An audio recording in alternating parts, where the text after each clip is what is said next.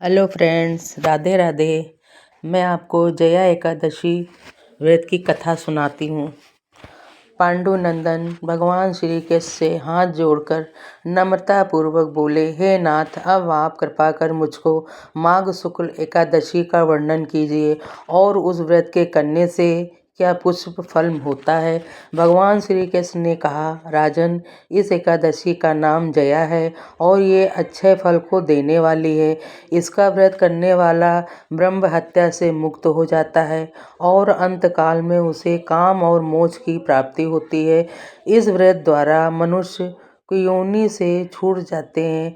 अब हम तुम्हें इसकी एक पौराणिक कथा जो महापुराण में लिखी है कहते हैं, ध्यान से सुनो। एक समय की बात है कि देवराज इंद्र अपनी नगरी में अत्यंत ऐश्वर्य पूर्वक राज कर रहे थे। वहाँ के देवता सोमपान के प्रताप से हष्ट पुष्ट एवं सौंदर्य की खान बन रहे थे। अप्सराओं से युक्त परिजात पुष्प से सुशोभित नंदन कानन से क्रीड़ा कर रहे थे। महाराज इंद्र ऐश्वर्य से परिपूर्ण अप्सराओं से और गंधर्वों के साथ नाच और गान में उन्मत्त हो रहे थे। गंधर्व गान कर रहे थे, अप्सराएं नाच रही थी। गंधर्वों के अत्यंत विख्यात पुष्पदंत, जिसके पुत्र चित्रसेन की स्त्री मालिनी का पुत्र माल्यवान, जो अत्यंत सुंदर और स्वरूपवान था, इत्यादि इत्यादि भी उपस्थित थे।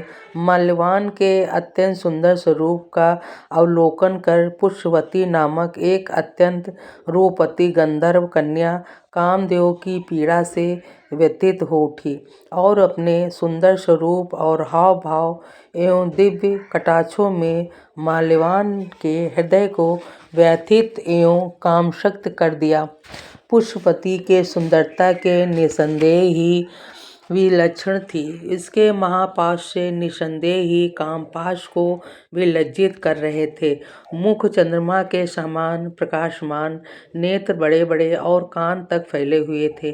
कानों के कुंडल अनुपम शोभा का प्रदर्शन कर रहे थे। उसकी ग्रीवा एवं उसमें सटे हुए दिव्य कंठहार आदि अपने अनुपम शोभा का चमत्कार दिखा रहे थे तथा ऊंचे ऊंचे सुंदर उरोज स्वर्ण कलशों को लज्जित कर रहे थे। उदर अत्यंत ही शुष्क तथा कटिप्रदेश मष्टमेय था। निस्तंभ ऊंचे वितीर्ण सुंदर जल स्थल एवं लाल कमलों को लज्जित करने वाले चरण इत्यादि माल्यवान के नेत्रों में चकाचौंध पैदा कर रहे थे।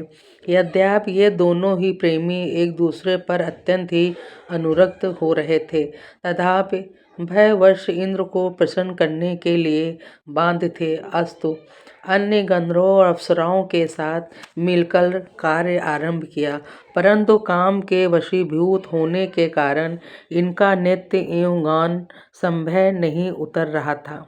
उनकी चेष्टाओं एवं भाव भंगिया में चतुर देवराज इंद्र पर उनका अनुराग तत्काल ही प्रकट हो गया। इंद्र ने इसको अपना अपमान समझा और उन पर क्रोध प्रकट कर उन्हें दारुण शाप दे डाला। इंद्र ने कहा, ए मेरी आज्ञा को भंग करने वाले पापात्मा मूर्खों, तुम दोनों ही पिशाच हो जाओ और मृत्यु लोक में जाकर अपनी अपनी करनी का फल भोग करो। शाप सुनकर दोनों ही दुखी हुए, परंतु अब क्या हो सकता था। दोनों ही हिमालय पर पिशाच हो अपना कालयापन करने लगे। इस दुख में पड़कर वे लोग अत्यंत ही व्याकुल और चिंतित हो उठे। उन्हें क्षण मात्र को भी निद्रा नहीं आती थी और शीत और उष्ण के प्रभाव से पड़कर वे नाना प्रकार के कष्टों को भी भोगते और अपने अपने भाग्य को कोस रहे थे। इस प्रकार अनेकों चिंताओं से व्याकुल हो वे अपने इस भयंकर जीवन में ऊब गए। एक दिन उन लोगों को खाने के लिए कुछ नहीं मिला और वो दोनों दिन भर भूखे ही रह गए। रात को चिंता एवं शीत के कारण नींद भी नहीं आई। देवयोग में वह जया नामक एकादशी का दिन था। अस्तु, द्वादशी के दिन सूर्योदय होते ही इनका पिशाच तत्व नष्ट हो गया और उनका वही प्राचीन दिव्य रूप प्राप्त हो गया। देवता और अप्सराएं उनकी स्तुति करने लगे उन लोगों ने जाकर देवता इंद्र को प्रणाम किया। देवता उनका दिव्य रूप देख आश्चर्यचकित हो गए और उनसे पूछा, कहो तुम्हारा पिशाच शत्रु किस प्रकार नष्ट हुआ। माल्यवान ने हाथ जोड़कर निवेदन किया, प्रभु ये जया नामक एकादशी के अनजाने व्रत करने का पुष्प फल है। उनकी ऐसी वाणी सुन देवराज इंद्र ने कहा, भगवान विष्णु की भांति एवं जया के अनुग्रह से तुम्हारा पिशाच नष्ट हो गया और तुम देवताओं में से भी वंदना के योग्य हो गए। अस्तु, अब तुम दोनों आनंद पूर्वक देवलोक में आनंद करो।